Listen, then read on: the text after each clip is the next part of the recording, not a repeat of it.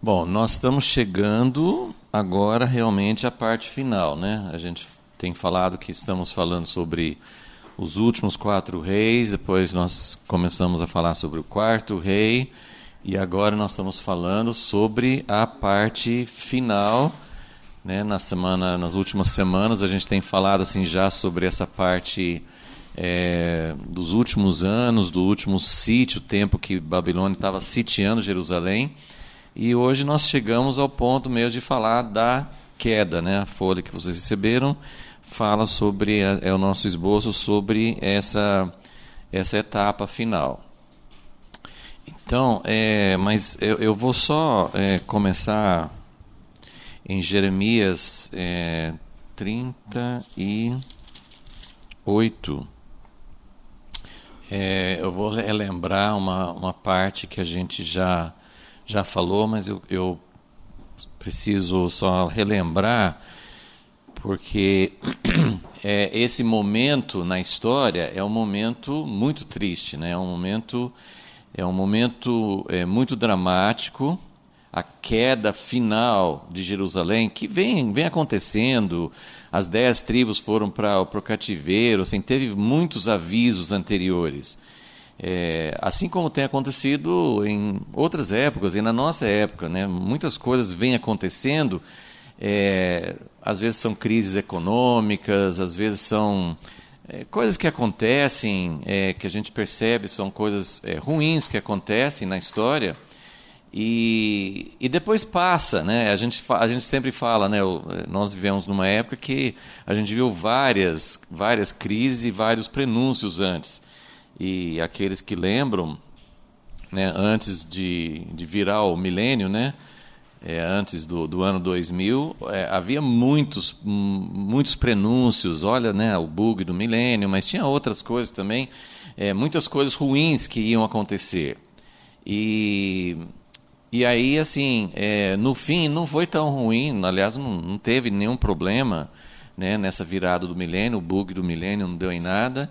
Então, sempre a tendência tá vendo, não aconteceu. Aí a gente começa a ficar meio sonolento, né, no sentido assim, né? Não, a pessoa fala que vai acontecer uma coisa ruim. Desde quando eu sou criança, falo assim, a economia vai acabar, né, os governos todos estão muito endividados, vai chegar uma hora que vai dar uma crise geral. E temos enfrentado crises que realmente nos afetam, mas não são aquelas crises que acabam com, né, que todo mundo fica, nem como aquela que eles contam, né, de 1929, que realmente foi um arraso muito forte. Eu não sei comparar, porque às vezes as pessoas falam que tem várias outras crises que a gente tem vivido, 2008 e agora mais recente no Brasil. Mas, assim, é difícil às vezes comparar. Mas o mundo continua, né? O movimento continua. Às vezes fala que está em crise, você olha na estrada, está cheio de carros, você olha nos restaurantes, está tudo cheio de gente gastando, nos shoppings. Então, assim, algumas pessoas, sim, estão realmente em crise. Mas não é aquela crise que para tudo, que acaba com a situação mundial. Então, nessa época, também houve muitos avisos e muitos estágios, né? Para chegar nesse ponto final, muita coisa tinha acontecido antes, né? Várias levas, né? A gente tem falado, houve outras levas de cativeiro que levou para o cativeiro assim, antes dessa época final. Então houve vários avisos, vários pré-anúncios, e claro, Deus sempre avisando também. Mas chegou o momento da crise final. E esse aqui é realmente o momento muito dramático na história do povo de Deus. Isso aqui é um marco. O outro marco depois desse foi o ano 70, quando Jerusalém foi destruído também. Então esses marcos são muito fortes na história e são muito significativos, né? Então, e a gente às vezes pensa, puxa, Deus foi muito severo, né? Deus podia ter maneirado um pouquinho a mão, Deus podia ter né, dado uns tapinhas e depois, né, mas ele fez isso antes, né? Ele fez isso antes. Então, só quero relembrar com vocês em Jeremias 38. Eu não vou ler todo o capítulo, mas esse aqui foi quando Jeremias foi preso, porque as pessoas estavam falando, né, falaram com o rei Zedequias era um rei fraco, ele ouvia um, fazia o que ele mandava, ouvia outro, fazia o que o outro mandava. Então ele era uma pessoa assim que ia onde tinha mais pressão. E aí Jeremias foi preso, foi lançado dentro de uma cisterna e tal. Aí depois alguém intercedeu, tirou da cisterna. E aí, Jeremias 38, versículo 14. Aí Zedequias, várias vezes antes ele tinha feito isso, mas ele faz de novo. Zedequias mandou trazer o profeta Jeremias à sua presença, à terceira entrada na casa do Senhor. Ele disse: pergunto-te uma coisa, não me encubras nada. Assim, o cara sempre falou a verdade, sempre foi muito forte, e ele fala assim: por favor, me fale o que Deus realmente disse, não escondas nada, né? E tipo assim, Jeremias fala assim: mas quando que eu escondi alguma coisa? Quando que eu deixei de falar? Mas aqui também ele fala, Jeremias responde no versículo 15: se eu te der resposta, não me matarás? E ainda que eu te aconselhe, não me ouvirás. Então, eram as duas consequências possíveis, né? Talvez eu vou falar a verdade e você vai me matar, e talvez eu vou te falar a verdade e você não vai me ouvir, não vai adiantar nada. Versículo 16: mas jurou o rei Zedequias a Jeremias em segredo: tão certo como vive o Senhor, que nos deu a vida, não te matarei, nem te entregarei nas mãos desses homens que procuram a tua morte. Jeremias falou de duas coisas: você talvez vai querer me matar e você não vai querer me ouvir.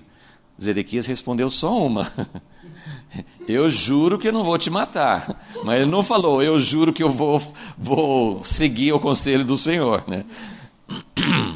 Versículo 17: então Jeremias disse a Zedequias: assim diz o Senhor, Deus dos exércitos, Deus de Israel. Deus dos exércitos. Normalmente, quando fala Deus dos exércitos, é o Deus que defende Israel na hora do grande perigo. Mas não vai acontecer isso agora. Deus dos exércitos, Deus de Israel, se voluntariamente... Isso aqui ele já tinha falado outras vezes. Eu estou lendo de novo aqui para vocês entenderem que Deus, até na última hora, Deus deu chance para Zedequias. Não precisaria ter acontecido o que aconteceu com ele. Então, Deus deu muitas chances. Falou assim: se você, olha aqui que ele fala, se voluntariamente saíres, a cidade estava cercada. Então, se voluntariamente saíres, você se render, se voluntariamente saíres aos oficiais do rei de Babilônia, viverá a tua alma. Você vai escapar. Não é que Babilônia vai embora, não tem livramento. Mas se você se entregar, você não será morto. E olha só, quem ama a causa de Deus, para quem ama o povo de Deus, para quem ama a cidade de Deus, olha que benefício que ele teria. E esta cidade não será queimada a fogo. Viverás tu e a tua casa. Ele tinha, olha só, ele tinha chance, não tinha mais chance de reverter o juízo de Deus sobre Israel. Eles iam ser conquistados, eles já tinham sido, mas Zedequias rebelou, né? Então eles iam ser conquistados novamente por Babilônia, eles iam se tornar sujeitos, o exílio iria acontecer, porque Deus tinha falado, vai acontecer o exílio, mas o que você pode ganhar nessa altura? Você pode ganhar sua vida, você pode ganhar a vida da sua família e você pode evitar a destruição da cidade de Jerusalém. Por que é tão importante a cidade de Jerusalém não ser destruída? Porque é a cidade de Deus, é a cidade que representa onde Deus quer colocar sua morada. Tinha a casa de Deus, né? E também, assim, tinha todo um povo que morava ali. Então, era uma cidade, mas tinha um significado e tem um significado muito grande no plano de Deus. Versículo 18. Mas se não saíres aos oficiais do rei de Babilônia, esta cidade será entregue nas mãos dos caldeus, e eles a queimarão a fogo, e tu, olha isso aqui, ó, tu não escaparás, porque olha o que vai acontecer. Eu estou lendo isso aqui, porque isso aqui aconteceu pouco tempo antes do momento que nós vamos estudar hoje, que é a queda de Jerusalém. Tu não escaparás das mãos deles. Olha como a gente pode ouvir uma palavra de Deus e achar que a gente consegue. Sabe assim, alguém é como um conselho assim, não faça isso porque você vai se dar mal. E aí a gente pensa assim, não, a pessoa está me falando assim, né? Não use o celular no carro, né? Não, mas eu sei usar. Ou não passe da velocidade, ou não, sei lá, qualquer coisa que manda fazer para evitar um perigo. Né? E você pensa, não, né? eu consigo, é bobagem, né? eu sou capaz, eu consigo superar, eu sou bom, eu sou capaz de evitar um problema maior. Presta atenção no que vai acontecer. Né? Tu não escaparás das mãos deles.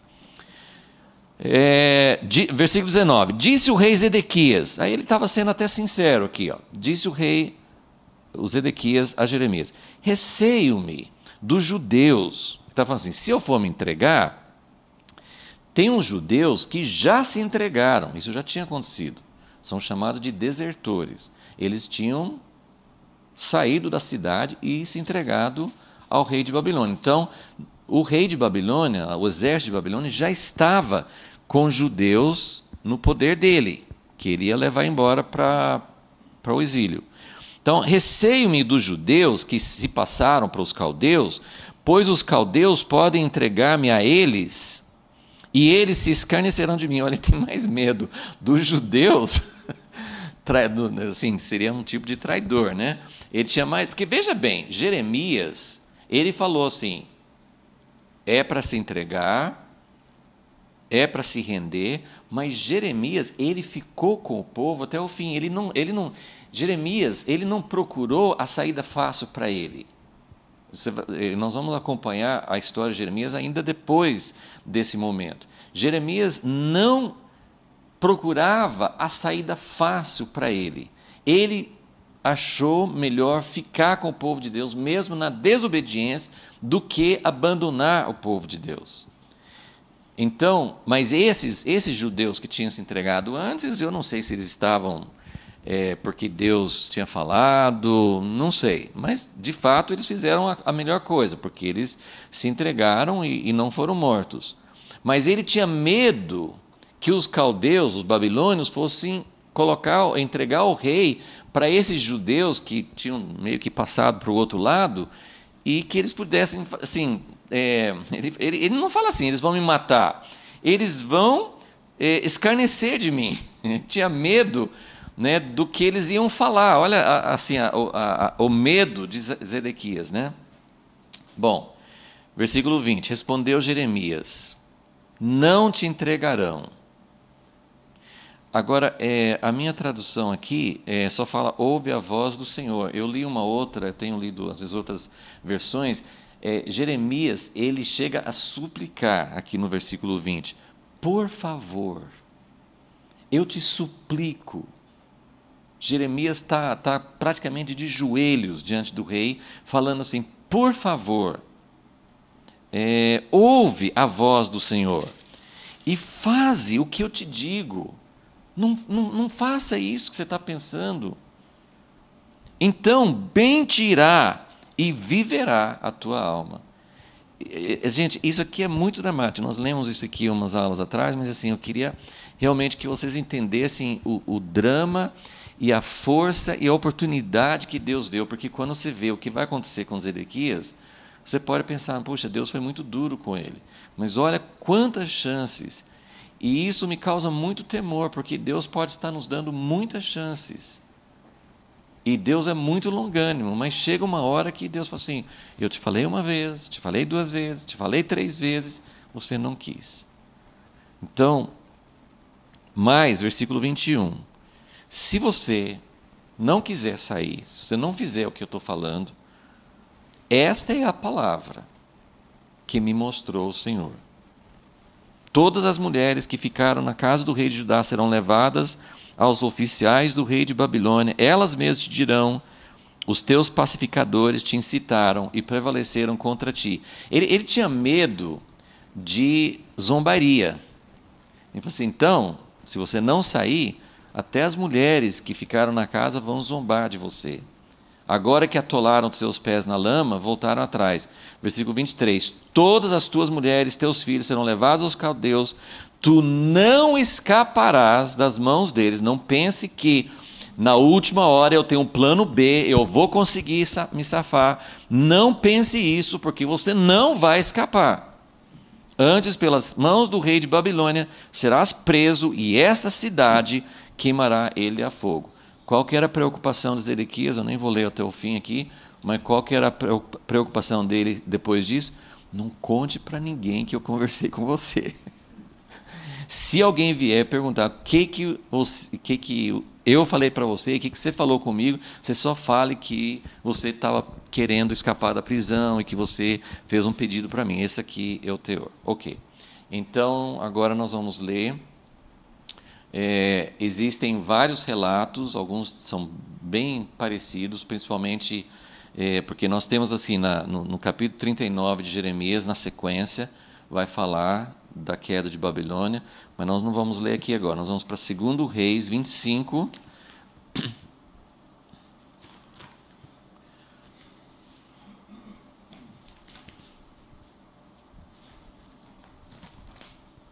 Segundo Reis 25.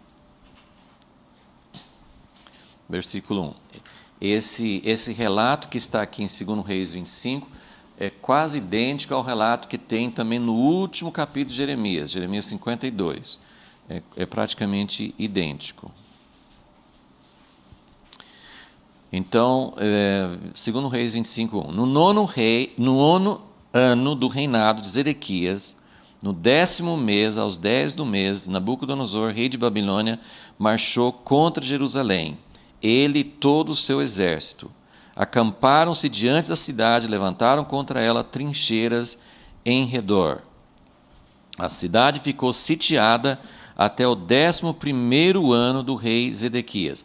Esse aqui eu já expliquei aqui, né? O cerco a Jerusalém foi porque Zedequias quebrou a aliança, né? Por isso que aconteceu isso, né? Babilônia cercou Jerusalém, que é esse aqui, né? No 9º ano do rei Zedequias, e continuou até o 11º ano. Então, acho que não deu 3 anos completo, mas foi do 9º ano até o 11º ano. Só que no meio desse período, que esse capítulo aqui não vai recontar isso, no meio desse período do 9º ano até o 11º ano, teve aquela saída que a gente já conversou sobre isso, que o Egito saiu e a Babilônia levantou o cerco, foi embora, eles pensaram: tudo bem. Depois o Egito voltou atrás, não tentou. Então esse capítulo não vai contar essa sequência, mas vai falar assim, que o cerco durou, com um intervalo, que a gente está falando mesmo, mas o cerco durou do 9º ano até o 11º ano. Versículo 2. A cidade ficou sitiada até o 11º ano do rei Zedequias. Versículo 3.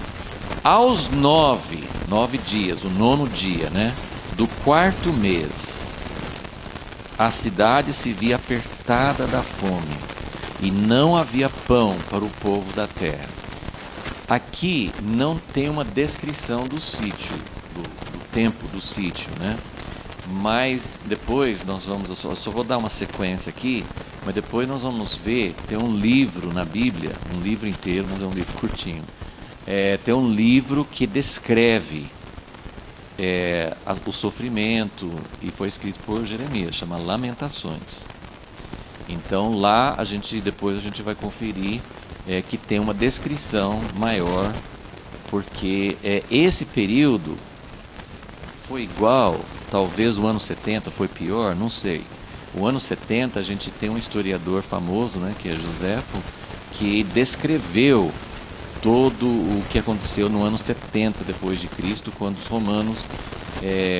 romanos sitiaram também por um período semelhante, né, 3 anos, e houve muito sofrimento, e o sofrimento foi predito por Deus a Moisés no livro de Deuteronômio, que ia chegar ao ponto de mães comerem os próprios filhos, que é meio que assim, é o extremo máximo de um sofrimento que pode acontecer, de chegar a esse ponto de uma mãe comer o próprio filho, né, que é uma coisa inconcebível, né, inimaginável. Então isso vai descrever, aqui não vai descrever, né, só vai falar assim, a fome aos 9 do 4º mês. Na verdade, isso aqui não foi a partir dessa data, isso aqui é a data da tomada da cidade, 9 do 4º mês. Esse dia, só um parênteses, esse dia, assim, porque normalmente nessas coisas do Velho Testamento não tem umas datas muito precisas, às vezes não fala aos tantos dias do mês, às vezes fala o ano, e mesmo assim é um ano que você não consegue achar certinho. Essa data, ela é muito significativa, e os judeus chamam de Tisha B'Av. O mesmo dia que Jerusalém caiu no ano 70. Será que é coincidência? E eu até ia olhar assim, não deu tempo, agora assim, não tinha lembrado de olhar, mas eu sei que eles falam assim, quando chega essa data, não sei quando que dá no nosso calendário, mas quando chega essa data, os judeus sempre lembram de outras coisas, assim, 2 coisas muito significativas, que foi a queda de Jerusalém nesse ano aqui, né, antes de Cristo, né, 586, 587 anos antes de Cristo, no ano 70 depois de Cristo, mas essa mesma data já houve outras coisas terríveis que aconteceram com o povo judeu. Então é uma coisa significativa, né, que acontece nessa mesma data, e eles lembram, né, assim como eles têm uma outra data que eles lembram do Holocausto. No mundo ocidental, geralmente a gente tem datas comemorativas de coisas boas, né, Dia da Independência, né, coisas assim interessantes e boas, né. Os judeus têm muita coisa, eles têm as datas como, né, de Páscoa, né, das festas e tudo, mas eles relembram essas datas, porque essas datas precisam ser lembradas. Lógico que a gente não vai comemorar, né? Quando eles lembram do dia do Holocausto, o que eles falam? Nunca mais, que nunca mais aconteça isso. Então tem que lembrar. Agora, quando eles lembram, eu não sei exatamente como que todos eles pensam, né? Mas quando lembram e pensam Holocausto nunca mais, é meio que assim, que não haja antissemitismo, que não haja esse sentimento nos povos em geral. Mas por que será que a gente deveria lembrar dessas datas? Para pensar, os outros não deveriam nos perseguir? Claro, nós somos contra toda forma de racismo, de discriminação, de perseguição. Isso é muito bom que o mundo inteiro lembre do Holocausto. Mas por que o povo judeu, ou transferindo isso para nós, por que o povo de Deus deveria lembrar dessas datas? Por que essa história é contada na Bíblia? Por que a gente deveria, assim, apesar de ser um assunto triste, por que nós deveríamos lembrar dessas coisas? Porque nós devemos lembrar que nós também precisamos nos arrepender. Porque se nós não olharmos para essas situações, se nós não aprendermos do que aconteceu no passado, pode acontecer conosco. Então, esse dia da lembrança do Holocausto, não sou contra isso, mas eu só quero dizer, o povo judeu e o povo cristão, o povo de Deus, não deveria lembrar só no sentido assim, ó, escuta aqui, mundo, cabe com antissemitismo, vocês não deviam nos perseguir, isso aqui foi uma coisa terrível, eu sou a favor disso, mas não deveria ser a única coisa, deveria ser, por que aconteceu? por que aconteceu isso aqui? Né? Nós vamos ver assim, o que as Escrituras falam, tem uma razão para isso. Então, essa data é muito significativa. Então, aos 9 do 4º mês, a cidade se via apertada de fome, fazia tempo já, estava nas últimas, estava numa situação calamitosa, não tinha o que comer, não havia povo, não havia pão para o povo da terra. E lembra que, com toda certeza, tinha muita gente na cidade que não era da cidade, porque como Babilônia tinha invadido, então os povos, né, as pessoas que moravam nos arredores, eles já tinham fugido para Jerusalém, fazia tempo. Então Jerusalém, na verdade, estava cheia de refugiados, né? Estava cheia de gente que provavelmente não tinha lugar direito para morar e não tinha como comer. Então a situação, com certeza, estava muito, muito desesperadora, fazia tempo. Então, aos 9 do 4º mês, que a cidade estava com fome, né, não tinha pão, estava em desespero, versículo 4, então a cidade foi arrombada. Porque o que é um sítio? O sítio evita que as pessoas tenham o que comer, às vezes até o que beber, então pode levar o povo a ficar desesperado e se render, o sítio tem essa função, mas nesse sítio também, os inimigos ali não estão só esperando o povo. Tinha um pouco disso, né? Assim, nós vamos esperar o povo ficar desesperado, eles vão querer se entregar. Mas eles não estavam parados, né? Durante esse tempo todo eles estavam ali tentando arrombar os muros, né? Tentando subir. Vocês já viram filmes, já viram mais ou menos como que funciona. Eles faziam rampas, faziam escadas, tinham aquelas... não sei como é que chama, né? Assim, aquelas coisas que eles faziam para arrebentar o muro, né? Jerusalém tinha umas muralhas boas, porque resistiu por bastante tempo. E tem um lugar em Jeremias, que agora eu não me lembro onde que ele falava até assim que eles estavam, durante esse sítio, eles estavam desmanchando casas, até casas como do rei, casas boas, eles estavam desmanchando casas e fazendo tipo um outro muro, sabe assim, para reforçar o muro. Então, durante esse tempo, os inimigos estavam tentando arrombar e o povo que estava lá dentro estavam tentando reforçar de todas as maneiras possíveis. Mas aí chegou a hora que a cidade foi arrombada. Todos os homens de guerra. Agora, olha, eu li aquela outra parte em Jeremias justamente por causa disso aqui. Então, presta atenção. O que Deus tinha falado com Zedequias, através do profeta Jeremias, o que ele tinha falado e o que eles vão fazer. Que Deus avisou a Zedequias, é para você se entregar, tal. Agora, se você não quiser se entregar, escute bem. A cidade vai ser tomada e você não vai escapar. Ele falou isso 2 vezes naquele trecho que a gente leu em Jeremias. Então, agora ele fala, a cidade foi arrombada e todos os homens de guerra fugiram de noite pelo caminho da porta entre os 2 muros que estavam junto ao jardim do rei, embora os caldeus estivessem cercando a cidade. E o rei se foi. O que Zedequias achou que ia fazer? Ele achou que ia escapar. E ele foi com o exército e foi com a família. E a cidade foi arrombada, a gente não sabe visualizar exatamente, mas vamos dizer assim, a cidade foi arrombada num ponto da cidade e eles acharam um jeito, apesar que o exército estava cercando a cidade, mas talvez não estava cercando inteiramente, talvez o exército estava mais concentrado naquele lugar onde eles arrombaram a cidade. Então, eles acharam uma brecha, eles acharam um jeito de fugir.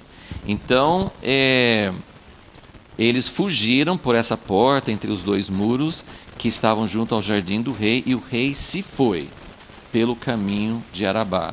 Eu acho que foi de noite. Então, eles arrombaram a cidade, não sei que tempo do dia, mas de noite, Zedequias e o exército fugiram por esse caminho. E esse caminho, pelo caminho da Arabá, é o caminho que vai para Jericó, para o Rio Jordão, né? Porque Jerusalém fica dentro, né, do território de Israel. Por um lado você vai na direção de Tel Aviv hoje, né, que é o mar Mediterrâneo, e na outra direção você vai para o lado do Rio Jordão, do Mar Morto e do Rio Jordão. Então eles foram nessa direção, achando assim, nós vamos achar um jeito de escapar. Versículo 5. Porém, o exército dos caldeus perseguiu o rei. De alguma maneira, né, o exército dos caldeus ficou sabendo, né, viu que tinha fugido e eles foram atrás, tinham muito mais capacidade, com cavalos e tudo, perseguiu o rei e o alcançou, ele já tinha caminhado bastante, o alcançou nas campinas de Jericó. Todo o seu exército, olha, o exército, muitos deles, parece que até se escaparam, porque todo o exército se dispersou e o abandonou. Para quem que Deus tinha falado, você não vai escapar? Para o rei Zedequias. E ele que não escapou. O exército, alguns, pelo menos parece a maioria, conseguiu se dispersar. Se eles foram pegos depois, a gente não sabe. E o abandonaram. Então, na verdade, o que Babilônia queria? Eles queriam um rei. Eles queriam um rei. Sempre que alguém se rebelava, eles queriam castigar, eles queriam retribuir o que estava fazendo, o responsável pela revolta. Então prenderam o rei, o fizeram subir ao rei de Babilônia, a Ribla, onde se pronunciou a sentença contra ele. Acho que fizeram até um tipo assim de um tribunal, né, e fizeram, decretaram uma sentença. O que aconteceu com ele?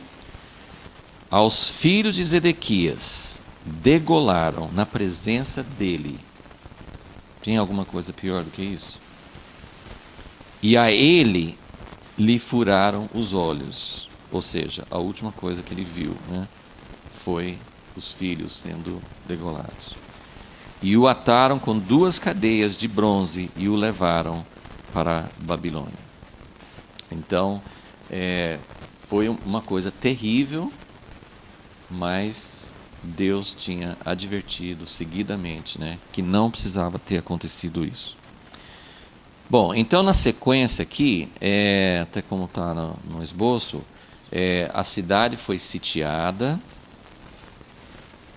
depois a cidade foi tomada, Zedequias foge, mas foi capturado e julgado, né? Então, isso foi no 4º mês. Versículo 8. No 5º mês, então um pouquinho depois, né, um mês depois, no 5º mês, no 7º dia do mês, este era o 19º ano de Nabucodonosor, rei de Babilônia, veio Nebuzaradã, capitão da guarda, servo do rei de Babilônia a Jerusalém. Queimou. Agora, assim, logicamente, muitas coisas terríveis devem ter acontecido. Mas o que o registro bíblico foca? O rei, porque ele era responsável, Deus tinha avisado para ele, então, assim, o que aconteceu com o rei, mas depois, o que interessa, o que é o foco, o que é a coisa mais importante? A casa de Deus, que fica em Jerusalém. Queimou a casa do Senhor e a casa do rei, como também a todas as casas de Jerusalém. A todas as casas importantes ele queimou. Todo o exército dos caldeus que estava com o capitão da guarda derrubou os muros. Então eles queimaram a cidade, depois eles quebraram os muros, ou seja, esse povo não vai conseguir mais se rebelar, não vai ter mais defesa, né? E, gente, isso tem acontecido muitas vezes na história, né? Os romanos fizeram isso de novo. Os romanos fizeram no ano 70 e ainda não destruíram tudo. Aí depois de mais ou menos 60 anos depois, no ano 135 depois de Cristo, houve outra revolta e outra vez os romanos vieram e fizeram uma destruição maior. Então, assim, sempre a ideia nós vamos acabar, não vai nem ter cidade mais, né? Assim, é uma tentativa de dizer assim, esse povo está sempre revoltando, sempre se rebelando, nós vamos acabar com a resistência deles, nós vamos acabar, não vai existir mais. No tempo, nessa segunda destruição, eles mudaram o nome da Palestina, de Israel. Não vamos mudar o nome, não vai nem chamar mais Palestina ou Israel, né? Mudaram até o nome para ver se apagava essa resistência. Então eles quebraram todos os muros em redor de Jerusalém. O mais do povo que havia ficado na cidade e os que se haviam rendido ao rei de Babilônia, e o mais da multidão, Nabuzaradã, o capitão da guarda, levou presos. Porém, dos mais pobres da terra, deixou o capitão da guarda ficar alguns para vinheiros e para lavradores. Então ele pegou uma parte, né, do que tinha sobrado. Eu acho que é em Jeremias que ele dá os números. Não era muita gente, 3.000, 4.000, depois a gente confere os números. Não era muita gente. Por quê? Porque muita gente tinha morrido, mesmo antes de arrombar a cidade. Muita gente morreu de fome, muita gente morreu de doença. Então houve assim muita morte antes desse momento. E antes dessa época, a Babilônia já tinha levado 2 vezes um grupo grande para a Babilônia. Então esse momento aqui nem é a data que conta, sabe? 70 anos de cativeiro, não é a partir dessa data. É a partir de uma das datas anteriores de levas para a Babilônia. Então, nem é esse o ano que conta os 70 anos. Já tinha começado a contar. Mas é o ano que marca o fim de Jerusalém, temporariamente, né? O fim do reinado e o fim... gente, nunca mais. Gente, é muito significativo. Desde esta época, 586, eu acho que eles datam, né? 586 ou 587, um desses 2 anos, que eles datam, antes de Cristo. A partir dessa época, nunca mais houve rei descendente de Davi no trono de Israel, nunca mais. E somente durante um período de mais ou menos 100 anos, no tempo dos Macabeus, é que Israel era um estado independente.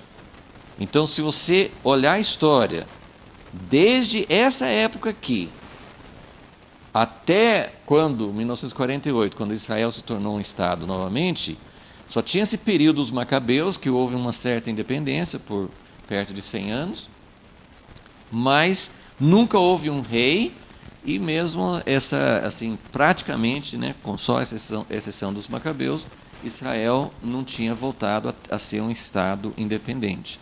Então é muito interessante a gente ver quanto tempo isso durou, e isso torna o milagre de Israel estar na terra e ser um estado independente.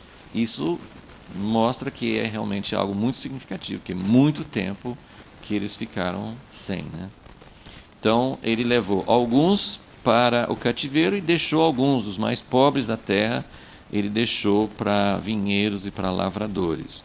Agora ele vai descrever uma coisa que tem muito interesse para o povo que era fiel a Deus, para aqueles que estavam compilando essa história.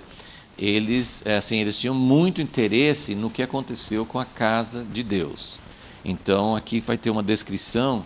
Eles queimaram a casa de Deus, mas tinha muita coisa de valor ali. Então, aqui vai descrever o que eles fizeram. Versículo 13. Despedaçaram os caldeus as colunas de bronze que estavam na casa do Senhor, como também as bases e o mar de bronze que estavam na casa do Senhor, e levaram seu bronze para a Babilônia.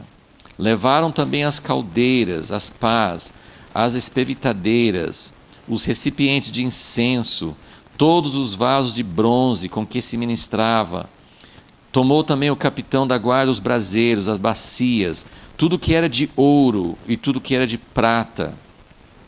O bronze das 2 colunas, do mar e das bases que Salomão fizera para a casa do Senhor era incalculável. Isso fala no tempo de Salomão, que ele tinha feito tanta coisa que não dava nem para pesar, não tinha nem como quantificar.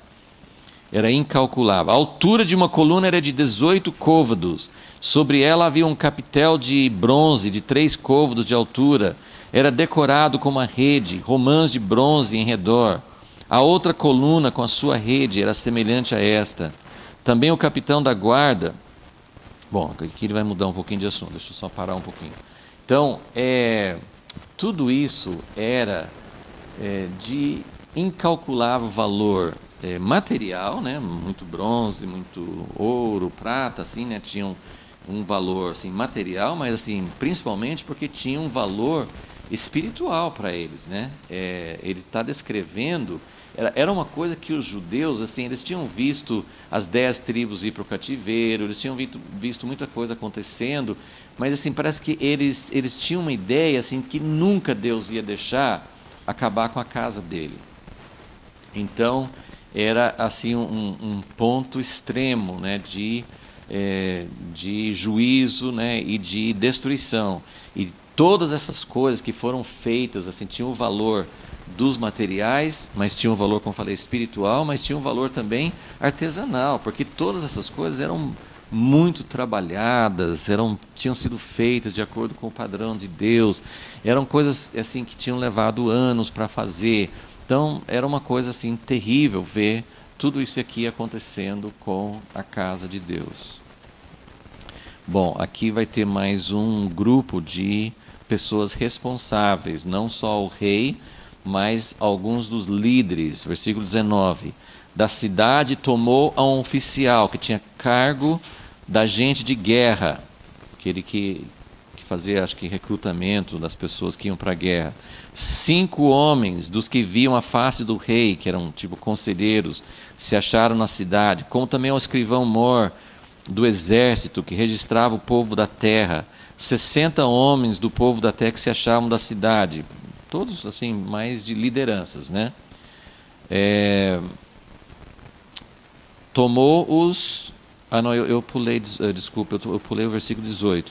Ele levou Seraías, primeiro sacerdote, Sofonias, segundo sacerdote, os 3 guardas da porta. Então ele levou sacerdotes e levou toda a cúpula, né? Assim, né? Os conselheiros, os que eram responsáveis pelo exército, todos os oficiais, tudo que ele achou ali, todos os responsáveis, né?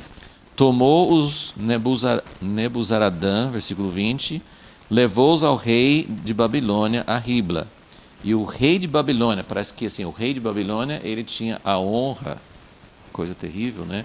Dele mesmo matar essas pessoas. O rei de Babilônia os feriu e os matou em Ribla, na terra de Amate. Assim, Judá foi levado preso para fora da sua terra. Então, todo esse tempo do estudo, assim, eu sempre tenho falado, Deus usa várias medidas de disciplina, mas a medida máxima é tirar o povo da terra. Então, isso aconteceu. Judá foi levado preso para fora da sua terra. Ok, nós vamos parar aqui nesse texto.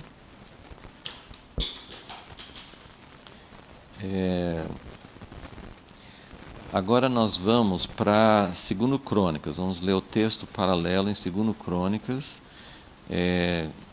Esse relato é mais resumido e ele coloca algumas outras coisas que ajudam a entender as causas, né?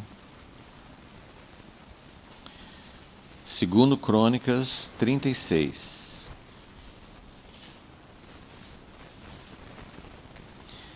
Nós vamos ler a partir do versículo 11. Sedequias era da idade de 25 anos quando começou a reinar. 11 anos reinou em Jerusalém. Aqui em Crônicas ele não vai contar quase nada assim do reinado de Sedequias. 2 Crônicas 36, 11, versículo 12. Ele fez o que era mal aos olhos do Senhor seu Deus. E olha aqui, o que é a coisa aqui em Crônicas? Porque esse livro de Crônicas, o livro de Reis, a gente não sabe, assim, que às vezes foram escritos antes, mas alguém compilou ou editou depois, mas tem bastante evidência de que Crônicas foi compilado, né, ajuntou os documentos, mas foi escrito pelo sacerdote Esdras, depois do cativeiro. Então, esse livro provavelmente assim, tem uma perspectiva mais depois do cativeiro de Babilônia, né?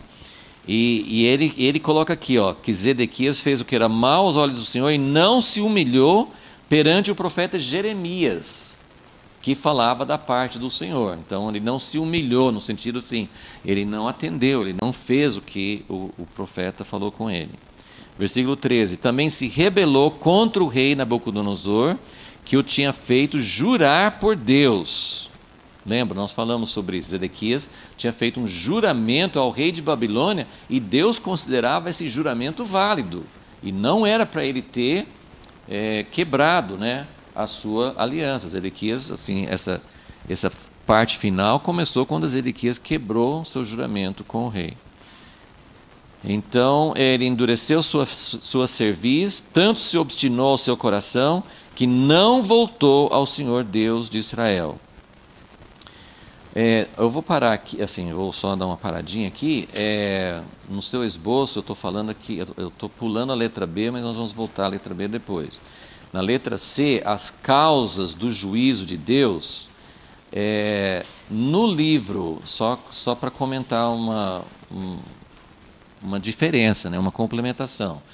No livro de Reis, não na parte que nós lemos o último capítulo de Reis, mas um pouco antes, várias vezes, o livro de Reis enfatiza que o juízo de Deus estava vindo sobre Judá por causa especificamente, claro que era um acúmulo de coisas, mas especificamente por causa do rei Manassés. O livro de Reis faz uma ligação muito grande com o rei Manassés, por causa do que Manassés fez, foram coisas terríveis, e ele passou da linha, né, que eu sempre falo que tem uma linha. Isso não é, a Bíblia não fala dessa linha, mas eu estou interpretando assim, porque a Bíblia fala do cálice, né, que enche, né? A linguagem bíblica é mais do cálice.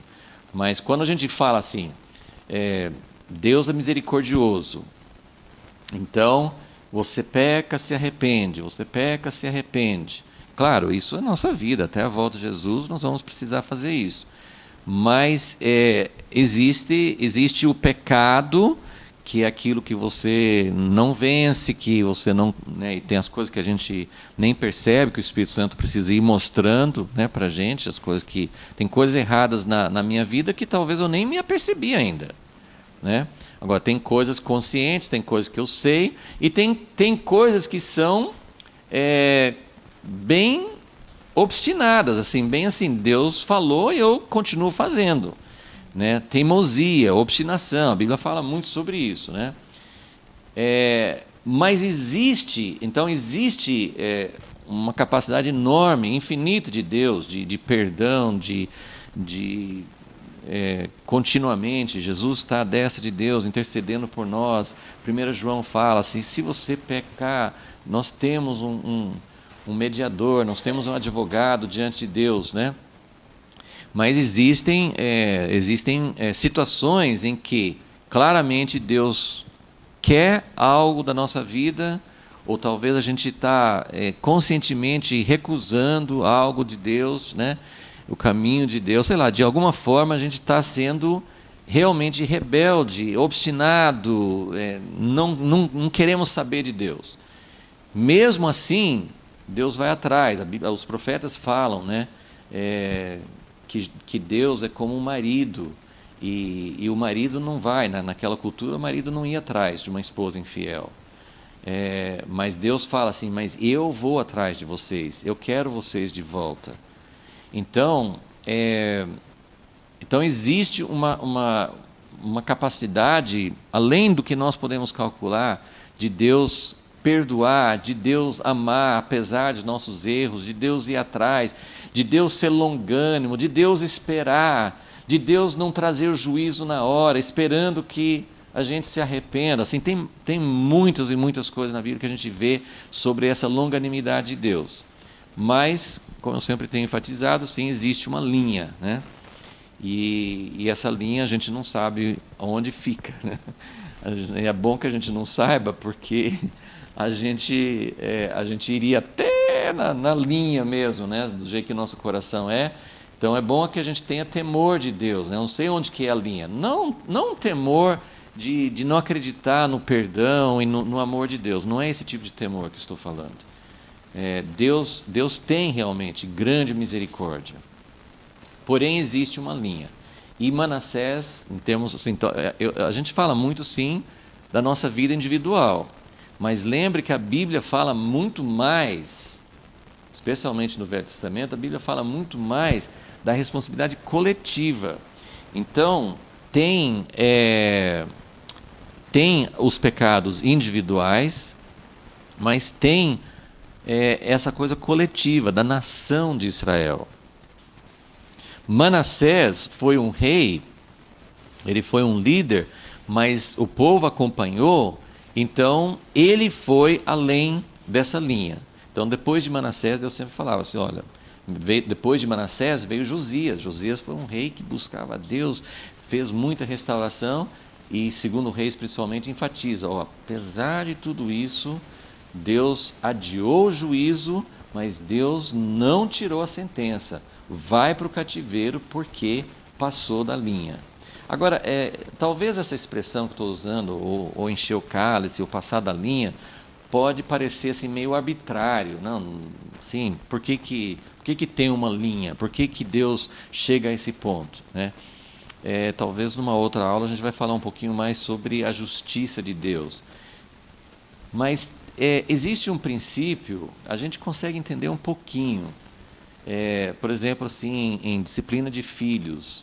Se você pensar o pai, a mãe, né, os bonzinhos, né, isso vale na família, vale na escola, vale na política, vale no tratamento de criminosos, enfim, assim, isso é um princípio que vale em tudo. Então você tem o princípio da severidade do castigo e você tem o princípio da misericórdia, né? Então, os pais bonzinhos, os professores bonzinhos, os juízes bonzinhos, a gente acha muito bom, porque a misericórdia é uma característica de Deus. Então, é muito bom quando você vê a misericórdia sendo praticada do jeito certo. Mas se você pensar, e é isso que muita gente tem uma ideia errada de Deus, achando que ele é assim, ou achando que ele deveria ser assim. Achando assim, Deus deveria sim ter só misericórdia. Só misericórdia. Então, quando você pensa em só misericórdia, qual que é uma outra palavra? Assim, tolerância, permissividade, né? Então, assim, quando você pensa só nesse lado assim de não ser duro, de não castigar, não, tudo bem, eu entendo, eu sei que a carne é fraca, tudo bem, eu vou dar um jeito, né? Então, quando você só trata dessa forma, o que acontece? Não tem como realmente implantar a justiça. Eu vou dar um exemplo. Quando nós temos uma ferida, uma ferida no corpo e às vezes demora para ser atendido, vamos supor que, sei lá, assim, tem muita carne morta, né? Muitas células mortas. O que o médico tem que fazer? Ele pode fazer assim, misericórdia, vamos colocar cura, vamos colocar remédios para sarar, vamos dar vitaminas, vamos dar antibióticos. Não, ele tem que fazer uma coisa muito ruim e muito doloroso, que é tirar a parte morta, a parte afetada. Precisa ter uma remoção. Você vai, um outro exemplo assim, não sei se ajuda, assim, você pensar numa casa toda caindo aos pedaços, né? Então vamos reformar essa casa, né? Então tem problemas no alicerce, tem problemas nas paredes, mas nós vamos reformar o telhado, né? Não dá para fazer isso, tem que ir lá no fundo. Às vezes, e aquele livro que eu sempre falo, né, A Patroa de Deus, ele fala sobre isso, né, que assim essa parte de Deus entrar e tratar duramente com uma situação que precisa ser tratada, porque se não tratar disso, só vai aumentar o sofrimento e só vai prolongar esse período em que a justiça de Deus não vem. Porque quando a gente pensa, Deus, venha o teu reino, como Jesus ensinou. Jesus, venha o teu reino, traz justiça, Senhor, traz justiça, vem reinar em justiça, o Senhor vai colocar tudo em ordem. Sim, mas antes dele trazer tudo em ordem, precisa ter uma limpeza, precisa tratar. E Deus não seria um Deus justo, Deus não, assim, não existe uma justiça no reino de Deus sem tratar devidamente com aquilo que foi feito de errado. Então, claro que eu não entendo quase nada desses princípios da justiça de Deus e por que tem que ser feito assim e por que tem que ser tão drástico e por que tinha que chegar a esse ponto de tirar o povo de Israel, o povo de Jerusalém, tinha que acabar a casa de Deus, por que tinha que chegar nesse ponto, por que tinha que ir tão fundo, eu não entendo, assim como talvez eu não vou entender o médico que precisa fazer algumas coisas, não, chega, já deu, não, eu preciso ir mais fundo, né? Até o dentista, não é? Quando vai tratar uma cárie, né? Assim, faz a obturação, assim, não, tem que ir lá furar com aquela coisa terrível no dente, tem que ir furando, não terminei ainda, ele fura mais, tá doendo, assim, não, tem que ir mais fundo, porque se eu não tirar tudo, eu posso cobrir, mas vai voltar a dar problema sério. Bom, então são algumas ideias, assim, mais ou menos, para entender esse princípio de Deus. Então, só recapitulando, estamos praticamente terminando aqui, né? Assim, nós estamos aí falando sobre as causas do juízo de Deus. Então, no seu esboço, na letra C, uma que o livro de Reis enfatiza são as maldades do rei Manassés. Então, houve algo ali, eu não entendo todos os motivos, eu não sei como Deus pensa, não sei como Deus trata, mas Deus deixou muito claro, porque o próprio rei Manassés, ele se arrependeu. Ele se arrependeu, talvez não foi um arrependimento tão profundo como precisava ser, mas ele se arrependeu. E até Deus falou assim, tudo bem, eu não vou trazer juízo nos seus dias. Mas mesmo assim, depois Deus sempre falava, mas houve algo ali que eu preciso tratar. E que vai ter que tratar. Ok, então o livro de Reis enfatiza Manassés. Agora o livro de Crônicas não enfatiza Manassés. Então agora vamos continuar aqui em 2 Crônicas 36. Ele falou aqui sobre Zedequias. Então, o livro de Crônicas, ele traz mais para o tempo presente. Então, tinha um problema que Deus tinha que tratar, porque aquilo que Manassés fez, Deus ia ter que tratar aquilo. Mas Crônicas fala do rei Zedequias, porque no versículo 13, ele se rebelou, ele endureceu a cerviz, tanto se obstinou no seu coração que ele não voltou ao Senhor. Né? Porque alguns reis maus chegaram a arrependimento. Zedequias não voltou. Ele não era... Quando você lê essas coisas, principalmente no livro de Jeremias, você vê Zedequias como um cara fraco, né? Ele não enfrentava ninguém, mas ele parecia que não era um cara tão mau assim. Porque ele chamava Jeremias e queria falar e perguntava, e aí, você tem alguma coisa de Deus? Mas ele não tomou decisão. Ele ficava assim, tem uma palavra de Deus, eu vou cuidar de você, eu vou tirar você né, tirou Jeremias daquele poço que ele estava e tal, mas ele também não soltou. Ele ficava assim, só mais ou menos, né? Ele não enfrentou e ele não tomou uma decisão, que aqui fala, ele não voltou ao Senhor, Deus de Israel. Então, quais são as causas que Crônicas coloca? Então, nós já temos Manassés, do livro de Reis. Do livro de Crônicas, ele coloca Zedequias. Então, Zedequias não tomou decisão, não mudou o rumo da vida dele. Você pode ter um coração muito assim, não, eu queria, eu quero, eu acho que é importante. Mas se você não tomar uma decisão, se você não mudar o rumo da sua vida, para Deus, só ter interesse não é suficiente. Mas não foi só Zedequias. Você pensa assim, todo o povo sofreu por causa desses reis? Não. Versículo 14. Além disso, todos os chefes dos sacerdotes, então quem era responsável? Zedequias, mas também todos os chefes dos sacerdotes e o povo. Então ninguém estava isento, o povo também, porque o povo poderia, até no tempo de Acabe, quando Elias falou com Deus, tinha 7.000 que não estavam dobrando o joelho a Baal. Então aqui não fala disso. Então o povo também se tornavam cada vez mais infiéis, seguindo as abominações dos gentios e contaminando a casa do Senhor que ele tinha consagrado em Jerusalém. Por que Deus não protegeu a casa dele? A casa dele. Porque o povo tinha transformado a casa de Deus numa casa de abominações. E, gente, é claro que é difícil você caracterizar, e como eu falei assim, eu não sou o profeta de Deus que sabe o que Deus pensa quando olha para a igreja hoje. O que Deus pensa? Mas você não acha, eu não estou querendo apontar o dedo para ninguém em particular. Mas falando assim, no geral, nós não temos colocado muitos ídolos e muitas abominações na casa de Deus?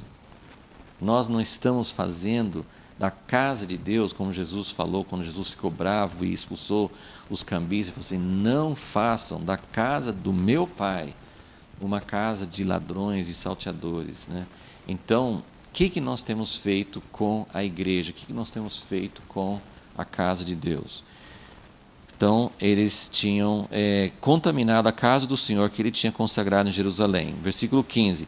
O Senhor, Deus de seus pais, enviou-lhes a sua palavra, sem cessar. Isso que é essa minha esperança, que Deus levante muita gente na nossa geração para avisar, porque Deus é sempre fiel, Ele não traz juízo sem avisar antes. Então, agora a gente precisa saber se Deus está falando e a gente não está ouvindo. Mas o Senhor Deus e seus pais enviou-lhes a sua palavra sem cessar, por meio dos seus mensageiros, porque se compadeceu do seu povo e da sua habitação. Mas eles zombaram dos mensageiros de Deus, desprezaram as suas palavras, escarneceram dos seus profetas, até que, lembra, aqui também está falando da linha, até que Deus suporta até um momento, até um determinado momento, até que a ira do Senhor subiu tanto contra o seu povo, que não houve mais nenhum remédio. Então chega um ponto que não tem mais. E aí ele fez subir contra eles o rei dos caldeus, o qual matou seus jovens à espada no seu santuário. Aqui descreve um pouco mais a mortandade que aconteceu, a matança que aconteceu durante essa tomada da cidade. Matou seus jovens à espada no seu santuário, não teve piedade dos jovens, das donzelas, dos velhos, dos decrépitos. Deus entregou a todos na mão de Nabucodonosor. Todos os utensílios da casa de Deus, grandes e pequenos, os tesouros da casa do Senhor, os tesouros do rei e de seus príncipes, levou para a Babilônia.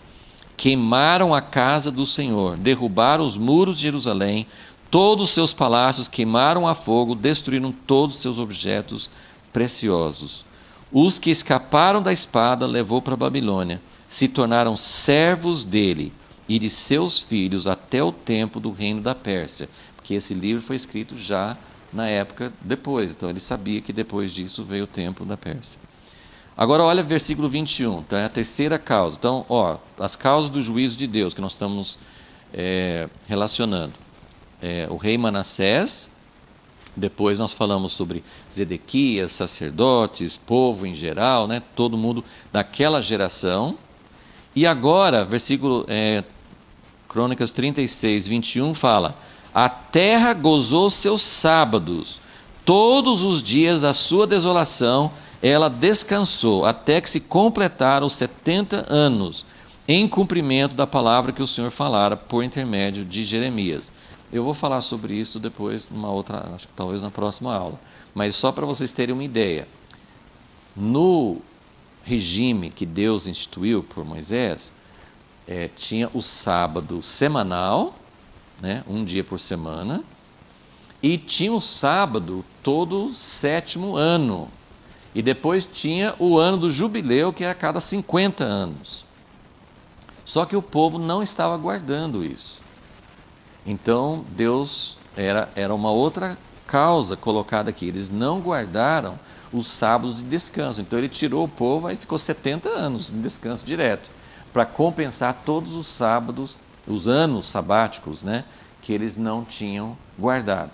Eu vou falar sobre isso depois, mas é só para lembrar, assim, lembrar que esse ano sabático não era só para a terra descansar, era até um princípio agrícola, um princípio correto. Sim, você usa a terra para lavoura de poucos em poucos anos, de 7 em 7 anos, um bom intervalo, tem que deixar a terra descansar, porque aí a terra renova, né? Vegetação, a terra volta, porque é só você tirar.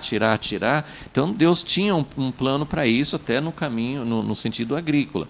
Mas o ano sabático não era só para isso. O ano sabático era para libertar os escravos, era o sistema financeiro, era o sistema de não oprimir os outros. Então, assim, o ano sabático tinha muito a ver com a justiça social.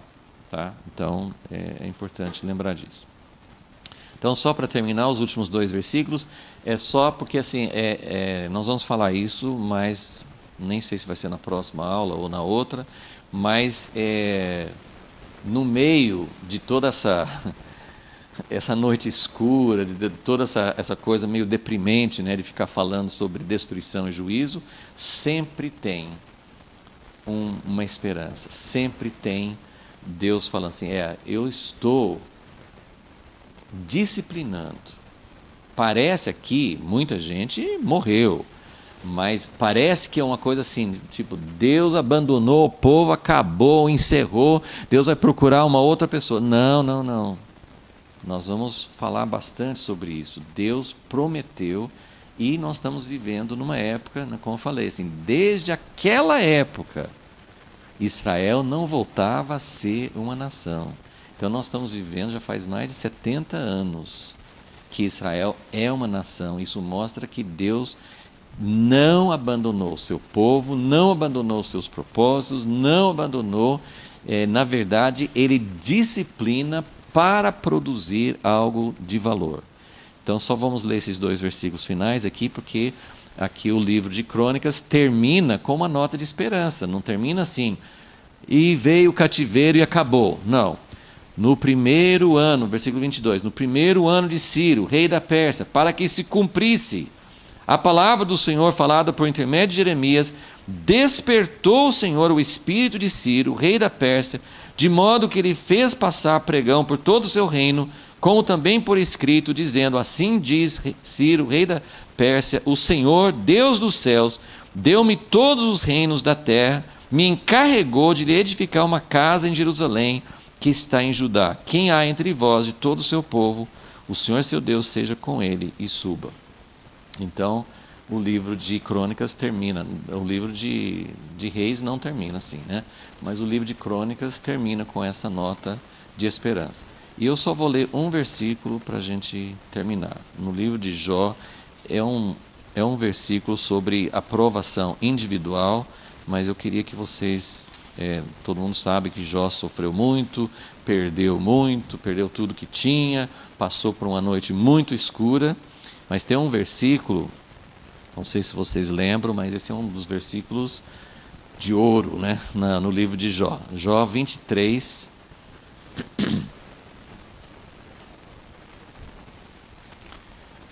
eu vou começar... versículo 8, Jó 23, 8. Ele está falando, Jó está falando assim, eu não consigo falar com Deus, Deus não me escuta, e tem tanta coisa ruim que aconteceu comigo, né? E aí ele fala, versículo 8, se me adianto, se eu vou para frente, ali não está, Deus não está. Se torno para trás, também não percebo. Se me viro à esquerda, não o vejo. Encobre-se à direita e não o diviso. Mas o versículo, então, é o versículo 10, que eu queria que vocês... Vai ser assim nosso ponto de terminar, para não terminar assim tão lá para baixo, né?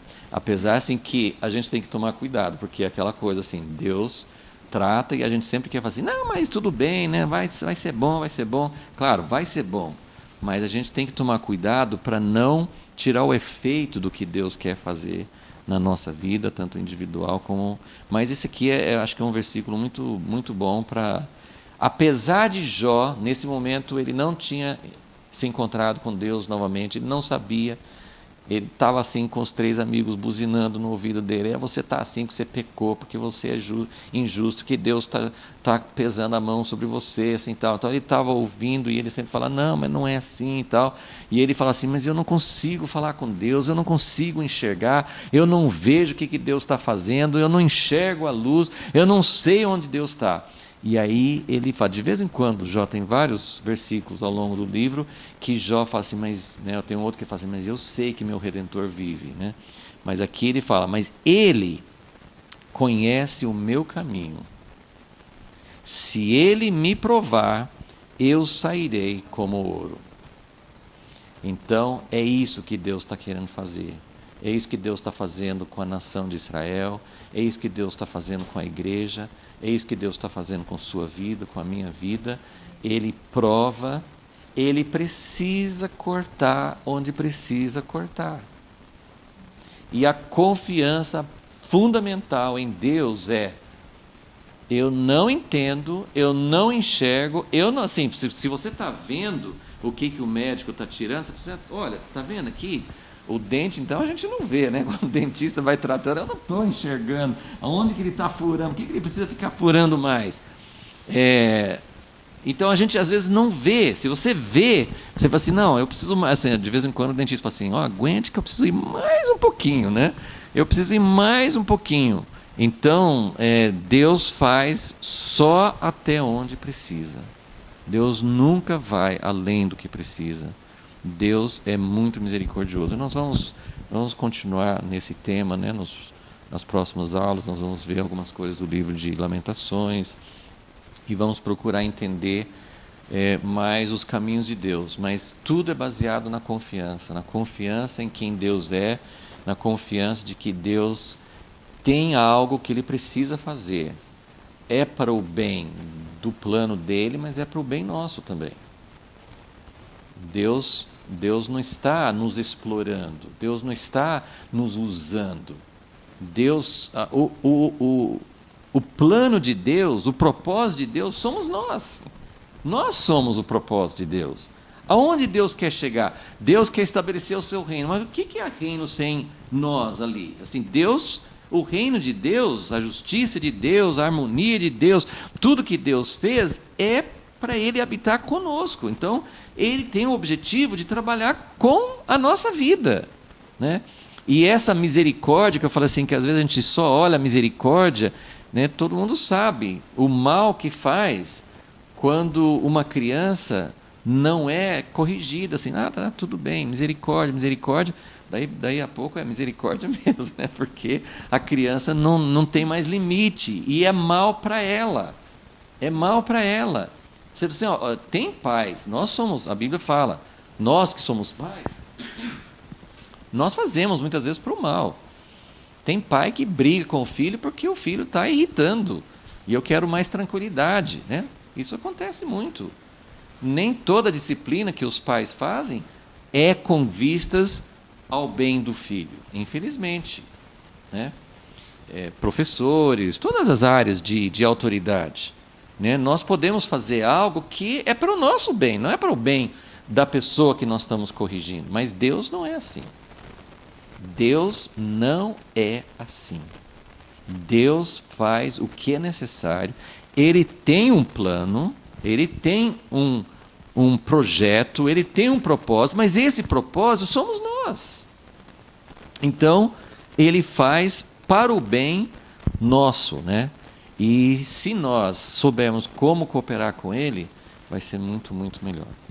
Senhor Deus, nós queremos realmente lembrar dessas datas, desses fatos históricos, está aqui registrado para o nosso bem, para a nossa para o nosso conhecimento, como o Senhor tratou com o povo naquela época, como o Senhor tratou com Israel, como o Senhor tratou com Jerusalém, a cidade amada de Jerusalém, o lugar onde está a sua casa, o lugar onde o Senhor pretende reinar e estar conosco. O Senhor fez isso porque o Senhor não vai trazer algo imperfeito, o Senhor vai trazer algo perfeito, o Senhor vai produzir, como na vida de Jó, o Senhor vai produzir ouro, ouro purificado, ouro que foi separado de todas as impurezas, ouro que não vai mais se inclinar para o mal, que não vai mais se contaminar, que vai ser algo que o Senhor está preparando desde antes da fundação do mundo.